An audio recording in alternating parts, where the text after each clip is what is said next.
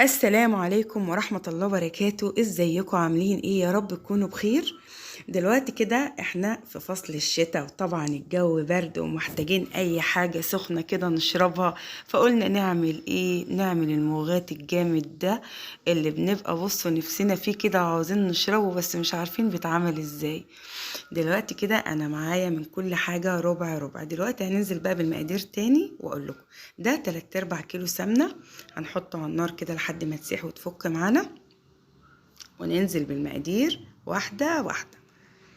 طبعا هي ساحت كده، وحطيت كده ربع كيلو سمسم. المعيار بيبقى قد بعضه، يعني ربع سمسم، ربع جوز، ربع تحويجة، ربع مواد. تمام كده. حطينا السمسم اهو لحد ما يتحمص كده في السمنة ويغلي كده. شايفين ما شاء الله بيغلي ازاي كده. هننزل بالربع التحويجة.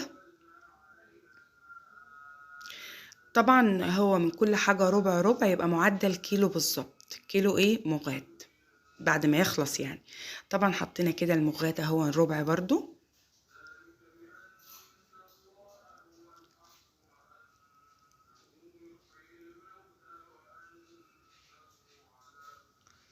يبقى حطينا ربع جوز، ربع سمسم، ربع مغات، ربع تحويجة. طبعا المغات ده يا جماعة من الحاجات الجميلة قوي اللي بنحب نشربها في الشتاء. وطبعا في ناس كتير ما بتعملوش لان هي اصلا مش عارفه هو بيتعمل ازاي. يعني انا افتكر كده كانوا جيراننا او اي حد يعني نعرفه قريبنا يكون عنده حد بنتها والده او حاجه، لان الام اللي بتعمله كانت تجيبه لوالدتي ربنا يديها الصحه وهي تعمله لها.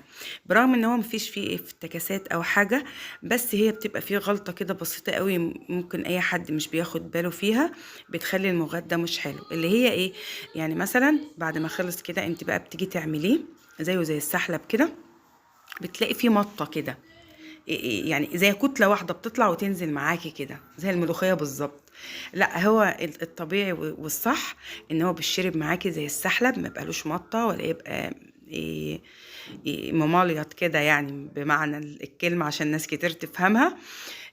لا هي الطريقه اللي انا وريتها لكم دي ما شاء الله بيبقى حلو قوي. وبرضو عاوزه تجربيه وتعرفي هو استوى معاكي ولا لا، بتجيبي كوبايه ميه وتحطها على النار، وتقلبي فيها معلقتين مغات وتجربيه. لو لقيتيه بيمط معاكي كده، رجعي المغات تاني كده واصبيه على النار وقلبي فيه لحد ما يبقى يظبط معاكي. ده اختبار ليه يعني بالنسبه للناس اللي مش هتعرف تظبطه.